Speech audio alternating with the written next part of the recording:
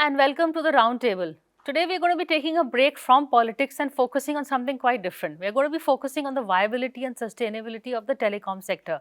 In fact, if you recall, initially when the sector opened up, there were so many players. But take a look today and the choices have really narrowed down. On the other hand, we also see rising tariffs. The consumer is not happy. I'm not sure whether the providers are happy. What ails the sector and what are the solutions that can be found? Because if you look at it earlier, the revenue was, I think for them was via the SMSs. But now because of OTT platform or the way the data is being shared or WhatsApp messages, they're also losing a large share of their revenue. But the expenditure somehow remains the same. To discuss this with me, I have with me Dr. JAIJIT BHATTACHARYA. He is the president of the Center of Digital Economy Policy Research. And in fact, they've come up with a very interesting report that has sparked off the conversation today, but I'm going to go to that in just a bit. I also have with me Lieutenant General Dr. S.P. KOCCHAR. He is the Director General Cellular Operators Association of India. I'm so glad to have you both over here. And JAIJIT, would you first like to tell us about the report where you talk about the fair share of revenue between the telecom operators and other data users? Sure. Let me, step back and look at, throw some data first, because we need to have evidence-based policy making. So if you look at the last 10 years, the average revenue per user, which the industry calls as ARPU, has gone up by 1.24 times, which is good. It's gone up in 10 years from 1 rupee, it has become 1.25 rupees or whatever the case may be. But if you look at the data consumption, it has gone up by 288 times. Wow. So per user, the data consumption in the last 10 years has gone up by 288 times, while they are paying only 1.24 times more. Now, clearly the point is that whoever is providing that service, is it sustainable? Is it possible that you can provide 288 times more data while your revenue is only 1.25 times more? Also, in the last 5-6 years, the cost of data has stagnated at about 10 rupees per GB. Now, we as common Indians take pride in that we are the cheapest in the world in terms of data, and that's something to be proud of. We should be proud of it, that we are providing accessibility and access to the internet to the lowest common denominator and so on. But when you flip it and you look at it from an industry perspective, that's where the challenge starts happening. Now, before Vodafone started coming back and before BSNL started making the moves which happened in the last 1 or 2 months, we were basically having two operators in telecom, and I would call it 2.5 because Vodafone was still limping at that time. I really hope Vodafone comes back. I really hope BSNL and MTNL come back and make a strong show. But if there are only 2 players left, and out of which another one, God forbid, goes down because of financial issues, because all the others went down because of financial issues, then that's a very precarious situation. Because telecom is a strategic backbone of the country. The fact that we are talking right now, we connected, the fact that your viewers are watching us, is everything happening over the network, right? Most of your viewers are digital. So if any of the telecom operators goes down, then we are in a very precarious situation. We are also creating a private sector monopoly, which is very dangerous for the country. And if you look at, again, going back to the statistics, if you're not able to get enough revenues from the end user while the consumption is going up, it is very challenging for them to survive financially. So now if you take this discussion forward in terms of therefore what needs to be done, the point is, why is there so much of data consumption happening, right? What changed in the last 10 years? Now, what really changed is not that people are doing artificial intelligence, therefore they're consuming data.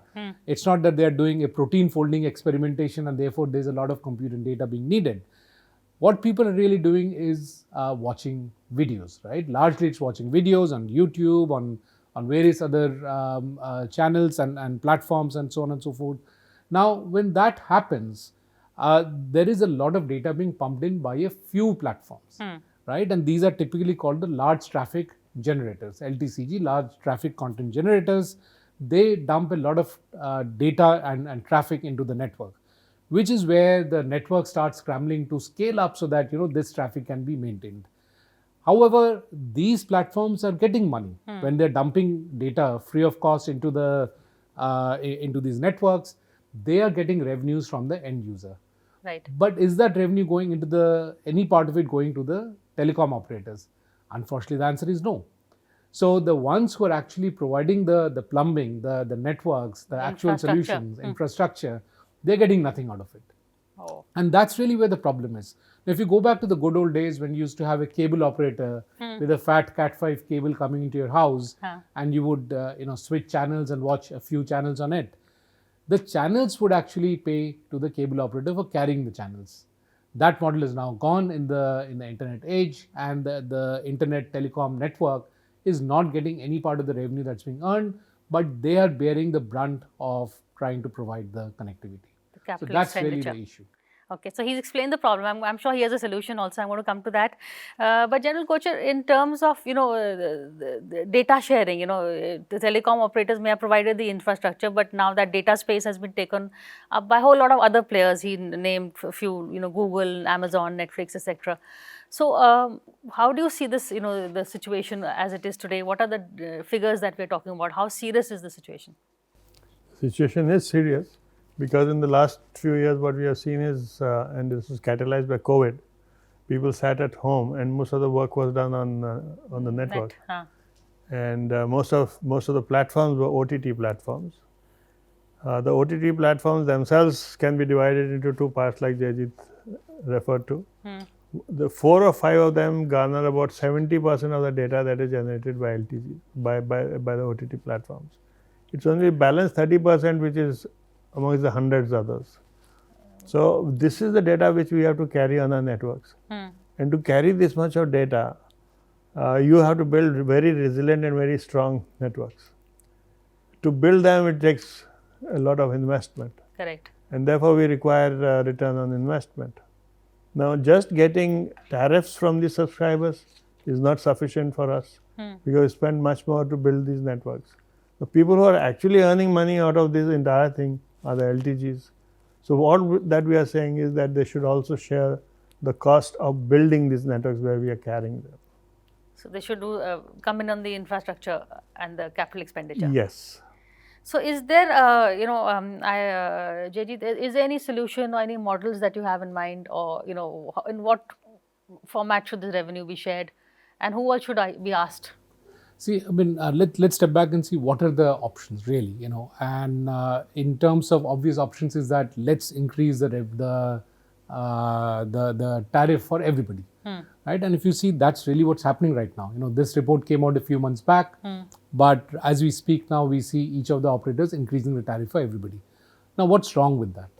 What is wrong with that in a way is that those who are not using the large traffic, those who are not watching YouTube or Netflix or whatever the case may be, they are also paying for that network capital expenditure, because willy-nilly their prices have gone up. For a country like India, where the Prime Minister and the government are continuously focusing on providing access to those who are deprived, Antodaya, the last person standing should get access, that is getting diminished. And therefore, that's what we believe should not have happened in that sense. But what were the other options? Why did the operators do what they were doing? Is because the other options were kind of blocked. The other options was that, one can actually throttle the traffic of the large traffic generators. Now, again, that's not a good option. Why will you throttle? Because if you're watching newsx.com, and if the video suddenly starts sputtering, that's not a good experience. As Indians, we don't want that. So the other option is that why don't we ask those who are generating that traffic to also contribute, right? Which is what, that's exactly what the industry apparently is also saying, right? And there was a lot of discussion that is still going on, both in India and globally on that. But advanced countries like South Korea have gone ahead and adopted these mechanisms. So the telecom players and the large traffic generators, such as Netflix in Korea, they have come together, joined hands, and then they are sharing the revenues in a particular manner. Now the question is, in what exact manner should they share it? That is not for us to prescribe. The government should not get into that. The regulators should not get into that. Let the market decide. But let the market be enabled and allowed to decide that. If we say ab initio that such an arrangement is not allowed, or it is violating some regulation or the other, then it's a problem. For example, again, there is a view that it violates net neutrality, which is not, because what the 2016 regulations say of net neutrality, it's a principle which says that you cannot discriminate against traffic. Now, what the regulation says is that you cannot discriminate based on the content, right? You cannot say that because this news content, so I will charge extra, right? Or because this is whatever cartoon content, I'll charge less, and so on and so forth. There should be non-discrimination on the content. A democratic network. A democratic network, right? And that makes sense. And again, the principle that South Korea is following does not discriminate against any content, any traffic based on the content. What it basically does is the large content generators, because of the volume, there is a separate mechanism for pricing and for price share. And that essentially is the core of what the fair revenue principle is, that there's a fair share of the revenue principle, that whatever is the large traffic generators getting, a part of it should be contributed into building the network itself. For example, when you buy a car or a bus, you pay a road tax, right? So the car or the bus is the traffic, but you contribute towards the road. Now, in the digital world, where is that contribution coming from? And that becomes a question mark. So, generally, your take on this fair share formula, and how would you quantify fair share? I will go to the basics first. Tell us. Right? The basics are that we have to sit down together. The government has to recognize that this is a problem, that there is a requirement of sharing between the LTGs and the TSPs. Once government recognizes that, then we can sit down on a table and discuss various types of solutions. It will be premature for us to, at this point of time, offer a solution, but yes, they have to pay. But there is a need to there find a solution. There is a need, and that is a need which we are saying that the government should recognize. And like you rightly said, government cannot prescribe that you pay this much or you take this much. Government can only say that we recognize this need and we want you to sit down on a table and discuss among yourselves, come to a solution, like it happened in South Korea. If you can't, then we will intervene. So that is what we are asking for from the government. We are not saying that you tell the OTTs that you will pay so much percentage or so much of absolute amount. We are not saying that. So that's an agreement between two private players. It is an agreement between two private players, and under normal circumstances, government should not intervene in that. They should only recognize that you have to sit together. And we will find solutions. But if you don't recognize an industry which is not paying anything, why will they come and sit? They will not come. So TSPs may keep crying hoarse till the government recognizes this. They are not going to come to the table. So the push has to come from or the recognition has to come from government to get them to talk. Where all has this been implemented, or at least the issue has been addressed globally? So issue is being addressed in multiple countries, because this please understand the genesis for this is that whenever a new technology comes, there are models which follow the introduction of technology. So same thing is happening here. OTT was not known 5-10 years back. So when OTT came, they started writing free, and nobody realized that they will come to such an extent, they will grow so much that they will start immersing our networks. So therefore, the solutions are now falling, and the first country which has found a solution is South Korea, where the Korean Telecom and Netflix have got into an agreement which is private. They haven't gone public as to what is the sharing, but they got into an agreement and they're doing it. Indonesia is working on it, Singapore is working on it, Australia is working on it, European Union is working on it, US has a bill in their Senate towards this end. So huge amount. Brazil is in an advanced stage of working on this. So all of them are facing the pinch. And multiple telecom companies have folded up world over because of this issue. And for India, it becomes more critical because our ARPUs are so very low, and Indian market is so price sensitive. No matter how much ARPU we want to increase, we are bound to first look at the market. And if the market is not supportive of that ARPU, we cannot introduce that. We will start losing customers. There will be a catch-22 situation. And if that happens, we will have basic problems. Now, going into the future, what you can see is that with 5G coming in, the data capacity, the data carriage has increased. With 6G around the corner, that will increase further. Our networks are upgrading to better quality networks. We are introducing GPUs, which are expensive equipment. So our capital expenditure is increasing, but we are not seeing any inflow of Revenue. increased sharing, or we are only looking at tariff. Another problem which is making our revenue deplete is that people who are the people who send messages, etc., they find that our SMS system is highly regulated. Okay, I'm going to in fact take a quick break and come back, and we hear the telecom ring also, so it's very appropriate. We take a quick break and come back and again talk to General Kochhar on to other problems that ail the telecom sector after a quick break.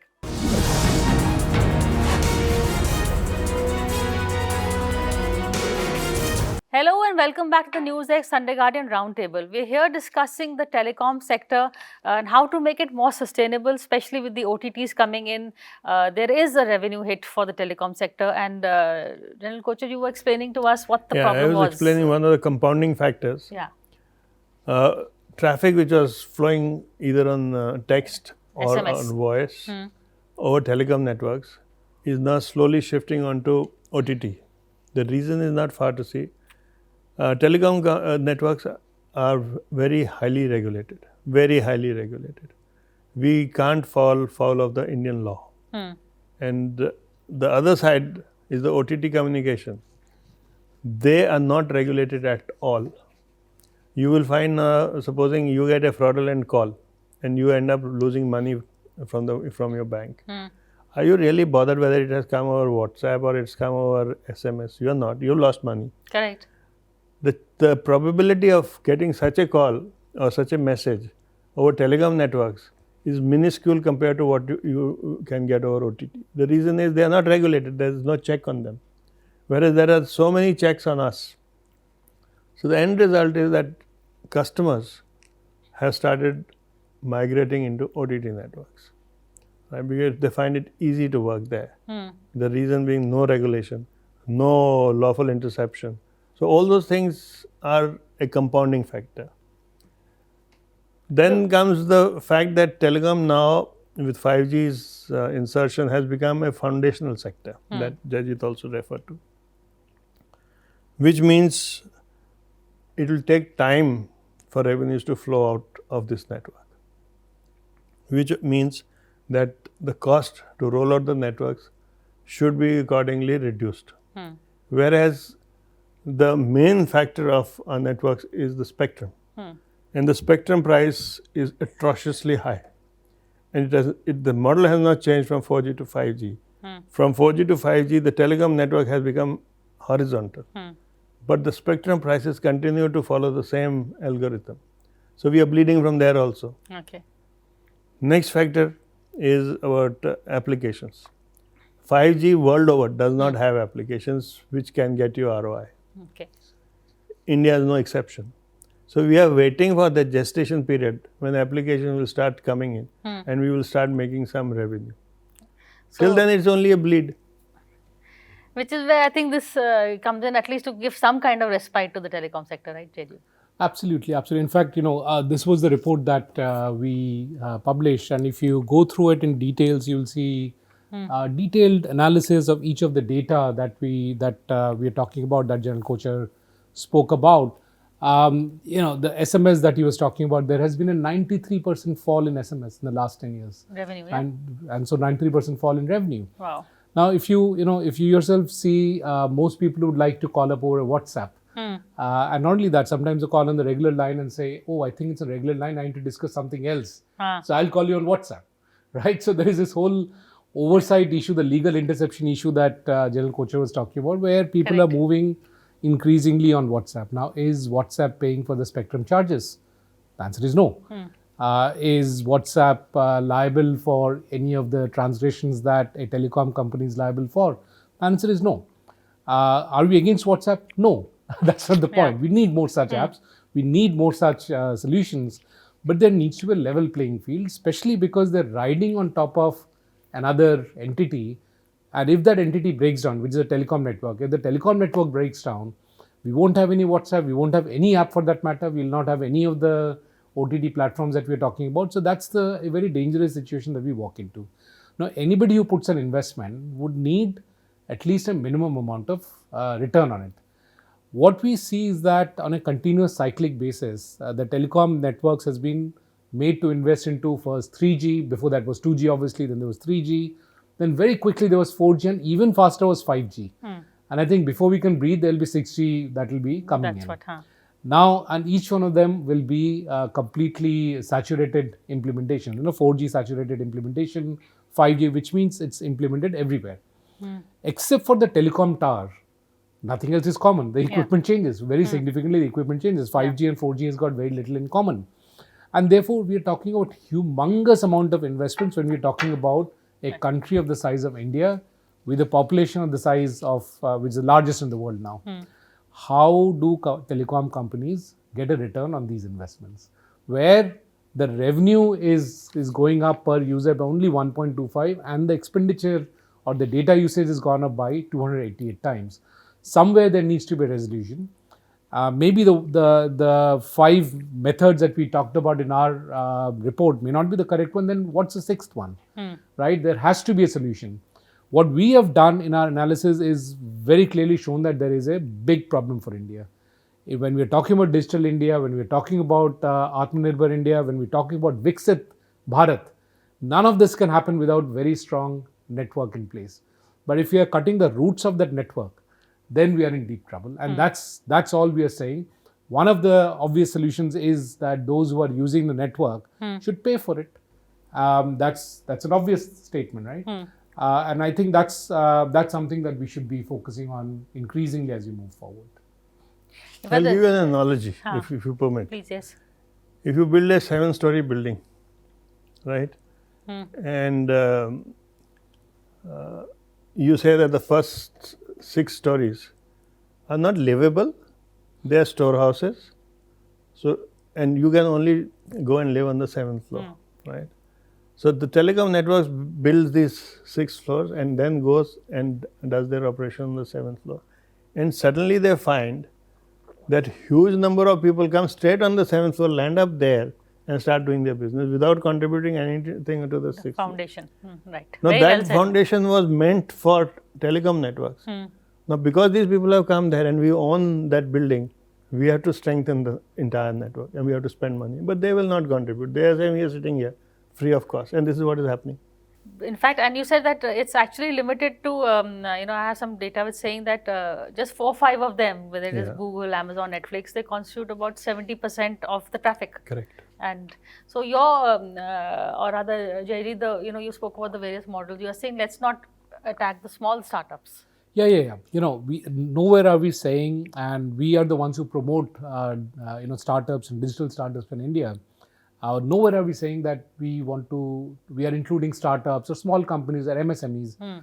That's not the point. It is, as the general mentioned and your data mentions, it's a 70% who are contributing, which is a few companies, 3, 4, 5 companies contributing to 70%. And the revenue is not even shared by the country. That they are not really paying taxes in the country either. They are sitting in Ireland, or they'll have a company in Ireland or Singapore or somewhere else. And so very few of them are paying any significant tax compared to the kind of revenues they're making out of India. So it's a complete suck out of India that's happening. And there's a double whammy. Neither the government is getting anything, nor the telecom networks is getting anything. And the poor in the country are actually paying for it, because eventually their tariffs will be going up because somewhere the money has to come in. Yeah. And that's very unfair. That structure that we have fallen into is a very unfair structure. And no matter what tariffs you increase, you can never bridge that gap. And why should the consumer Why should they pay? We are not for that. The main thing, another thing aspect of looking at it is that our telecom companies are Indian companies, whereas these LTGs are MNCs. So the made in India card you're playing now. Yeah. So why doesn't the government support that? We are Indian companies, and compared to them, we are startups. Good point. So is the government, have you, put a presentation before, or are you creating awareness? Of course, we have written to the government number of times. So there is a consultation also on this with TRAI. And so you are asking for fair share? Are you also asking for more regulation or some kind of stakeholder agreements? I'll tell you, we are not here to spoil the business of another vertical. Correct. I gave you the example. If you as a consumer lose money, you couldn't care by which means the message came to you. All we are saying is govern us with the same rules. If you are tightening the screw on us, tighten on them also. Same service, same rule. Okay. And if you are not willing to tighten the screw on them, then leave us free also. Why are you putting all these measures on us when you can't put it on the MNC? So level the playing field one way or the other. Either you do it or give us the freedom to do it. Is that? If I can add to that, no, Please, yes. I think more fundamentally, technology should not be the determinant of the service. If I am going to the roadside and screaming aloud something which is not acceptable and against the law of the land, but if I'm doing it on TV, it's okay. But I'm doing it outside, it's not okay. Or if I'm doing it on internet, then it's okay. But if I'm doing it on regular channel, it's not okay. That is again not right. It is an end service which should have a level playing field. Does not matter what technology I'm using. So tomorrow I may use a bit of a wireless in the internet and say this is not internet, this is super internet, and therefore my regulations will be different. It can't be. It's an end service is the same. So why should it be dependent on which technology you're using? If I'm screaming, it's voice technology, right? So should I now be excluded from all these regulations? That cannot be the case, right? And that's the limited point that everybody is saying. There should be level playing field. It should not be determined by what technology I'm using for delivering that service. Okay. And on that note, there are many people who misunderstand that we are trying to impose fees and license fees on them. We are not. We are only saying that whatever regulations you are putting on us, non-financial regulations, do the same on them. Okay. Well, it does seem that there is a case over here, but as I said, leave it to the government and the policy makers. And but on the other hand, thank you so much for bringing it to the table and talking to us about it. So thank you, Dr. JAIJIT and General KOCCHAR, for this conversation.